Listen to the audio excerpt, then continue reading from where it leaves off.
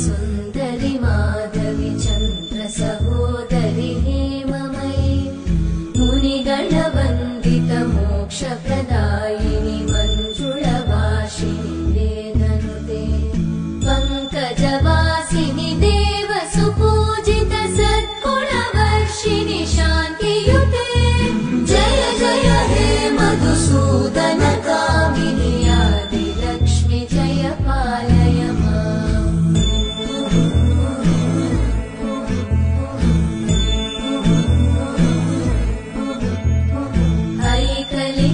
ऐकलिकल्मषनाशिनि कामिनि